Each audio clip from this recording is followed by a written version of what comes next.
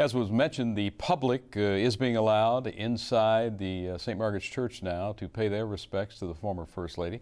KPSP Local 2 mobile journalist Arti Nehru had a thrill. She got to go inside the church for a few minutes just a short time ago to experience what that must be like.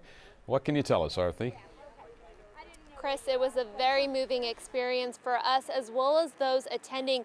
Buses have been shuttling people back and forth from the Indian Wells Tennis Gardens to the church for the last hour and a half, and we were in there just a few minutes ago, and the first thing that struck me was that the people paying their final respects to the former First Lady were people of all ages. Some folks who were adults when President Ford was in office and they remember her contributions.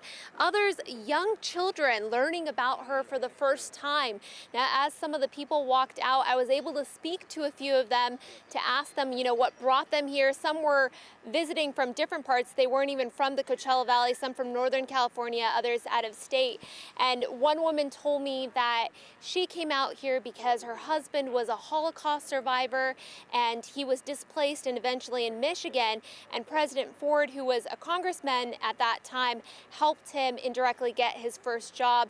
I spoke to some young girls who were telling me that they were learning about Betty Ford for the first time and that this was the best history lesson they could get, just being able to actually go inside, be near her casket. So a lot of different reactions from folks, but they all agree, this has been a moving experience for all those going inside.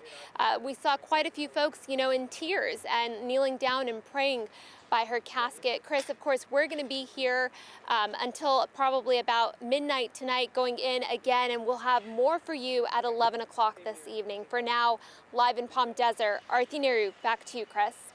Bring up a great point. Young ladies, and you are one of them, really have to know that Betty Ford, who of course has been around a long, long time, but your life, I think it's fair to say, the life of young women in this country has been impacted and made much better by the work of that lady right there. I'll bet you agree.